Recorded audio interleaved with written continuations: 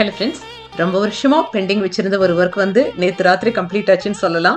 இத்தனை வருஷமாக பார்த்துட்டு இருந்த ஹோம் இன்ஸ்பைரிங் பிளாக்ஸோட கிச்சன் வந்து ஒரு சின்ன சேஞ்சோடவும் கொஞ்சம் பிரைட்னஸோடவும் பார்க்கலாம். நான் வீடியோ எடுக்க ஆரம்பித்த நாள்லேருந்தே வந்து கிச்சன் டைல்ஸ் வந்து கொஞ்சம் டல்லாக இருக்கிற மாதிரி தோணிகிட்டே இருக்கும். இடையில ஒரு தடவை வந்து அதுக்காக ஒரு வால்பேப்பரும் வாங்கி நானே ஃபிக்ஸ் பண்ண ட்ரை பண்ணேன். அது வந்து டோட்டல் சொதப்பல்பாங்க இல்லையா, அந்த மாதிரி ஆயிடுச்சு. அப்புறம் ஒரு ஃபியூ இயர்ஸ் கேப்புக்கு அப்புறம் மறுபடியும் இப்போ வந்து ரீசெண்டாக வந்து வீட்டில் பெயிண்டிங் பண்ணோம். அப்போ தான் தோணுச்சு ஒட்டுமொத்த வீட்டுக்குமே ஒரு புது லுக்கை கொடுத்தாச்சு. ஸோ கிச்சனுக்கும் ஏதாவது ஒன்று ட்ரை பண்ணிடுவோம் இந்த தடவைன்னு சொல்லிட்டு, ஆக்சுவலாக வீட்டில் வந்து பெயிண்ட் பண்ணும்போது ஒருத்தர் வந்து ஸ்டென்சில்ஸ் போட்டார்.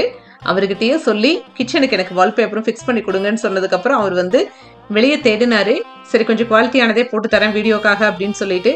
ஆனால் கிச்சனில் போடக்கூடிய அந்த 2x2 சைஸ் வந்து எங்கேயுமே கிடைக்கல. அதனால மறுபடியும் நான் வந்து அமேசான்லேருந்தே ஒன்று ஆர்டர் போட்டு அதுக்கப்புறம் ஒரு நேற்று நைட் தான் வந்து ஃபிக்ஸ் பண்ணி கொடுத்தாரு. ஏரியா வேணுமோ ரொம்ப சின்னது தான், ஆனால் கிட்டத்தட்ட 4 மணி நேரம் ஆச்சு இதை ஒட்டுறக்கு. பெர்ஃபெக்ஷன் தேவையில்லை அப்படின்னா சீக்கிரமாக ஒட்டி முடிச்சிருக்கலாம். ஆனால் எனக்கு வந்து பெர்ஃபெக்டாக வேணும்னு சொன்னதுனால ரொம்ப இன்ச் பை இன்ச் டைம் எடுத்து நல்லா நீட்டாக பண்ணி கொடுத்தாரு. என்னோட கிச்சனுக்கு 24x100 இன்ச்சில் 2 பெரிய ரோலும் 12x60 இன்ச்சஸில் ஒரு சின்ன ரோலும் ஆர்டர் பண்ணியிருந்தேன். கிச்சனுக்கு ஃபிக்ஸ் பண்ணது போக கொஞ்சம் ஷீட் மிச்சமாச்சு. வீட்டுக்கு பெயிண்டிங் பண்ணதெல்லாம் வந்து கம்ப்ளீட் vlog-ஆ எடுத்து வச்சிருக்கேன். சீக்கிரமாகவே ஷேர் பண்ணிடுறேன். நிறைய லாங் வீடியோஸ் பைப்லைனில் பெண்டிங்கில் இருக்குது. ஆக்சுவலாக பெயிண்டிங் பண்ணுறதுக்கு முன்னாடி நம்ம எவ்வளோ ப்ரிப்பேர்டாக இருக்கணும், அதுக்காக எவ்வளோ அமௌண்ட் சேர்த்து வைக்கணும். நம்ம நினைக்கிற மாதிரி வந்து ஜஸ்ட் லைக் தட் நம்ம ஒரு வீக்கெண்டில் வந்து இந்த வேலையெல்லாம் முடிச்சுட்டு ஈஸியாக வந்து ஃபிக்ஸ் பண்ணிடலாம் அப்படிங்கிற மாதிரியெல்லாம் கிடையாது. நாங்கள் எதிர்பார்த்ததை விட நிறைய டைம் எடுத்துச்சு, நிறைய பணமும் செலவாச்சு. இதையெல்லாம் வந்து லாங் வீடியோவில் நான் எக்ஸ்பிளைன் பண்ணிடுறேன். அது மட்டும் இல்லாமல் டெக்னிக்கலாகவுமே நமக்கு வந்து பெயிண்டிங்கை பற்றியெல்லாம் கொஞ்சம் நாலேஜ் இருந்திருக்கணும். இல்லைன்னா வந்து நிறைய பணம் தேவையில்லாமல் செலவாகும்.